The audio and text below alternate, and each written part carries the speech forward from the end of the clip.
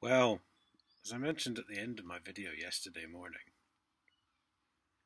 such as yesterday morning, um, I do believe I did mention something about I might get some emails or something, which I don't know why I said that because they don't speak to me anymore. They phone me and leave messages to say they'll be in touch, and they don't. And they certainly don't email me.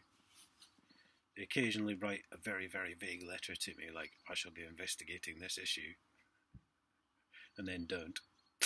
Um, so I've just received one from the IPCC. Now, I've sent them two in the last week or so because of the officers who kept on turning up at my house. So I wasn't really expecting anything back. Actually, I should just stop that sentence there, shouldn't I? I wasn't really expecting anything back for about another 3 weeks. However, I previously complained to the Chief Constable, and I'm sure I still have the letter on my system at home, about the three officers on the 3rd of August who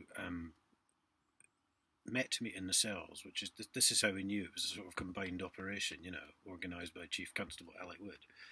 Met me in the cells because otherwise, how else would they have known where I was? And suggested an informal chat, which then turned into a tape-recorded interview, and I then suddenly had an arrest number, even though I hadn't been arrested. And I shall have to dig that out when I get home. However, Professional Standards has no record of it. Oh no. So I think someone's lost it. They're good at doing that, aren't they, when they want to losing things? Like they lost my statement I made 5 years ago. Lost my statement. So this really is...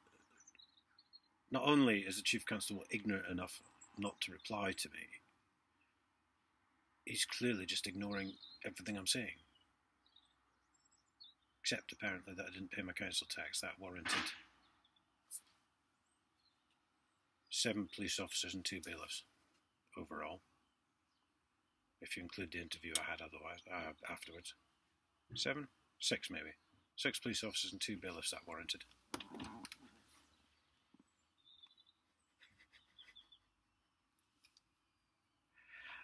I said yesterday, I think, they're that desperate now, that they're screamingly desperate, that they've got to try and shut me up.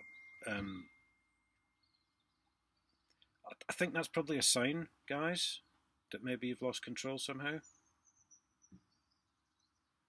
And if you're actually tearing up letters from people who are making valid complaints about police officers breaking the law, that's really not very good, I don't think.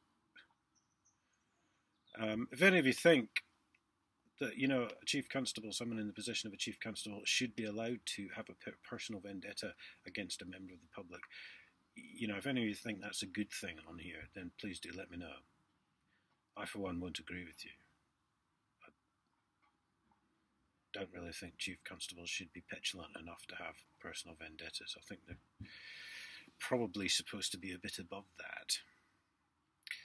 Give it to one of their sergeants or constables to have a personal vendetta, like they did against my mate in Peterborough, for example.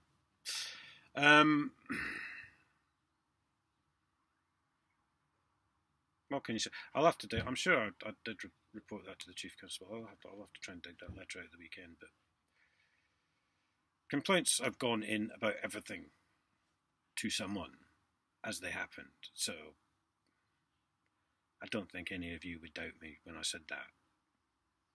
Anyway, I'll see you all later.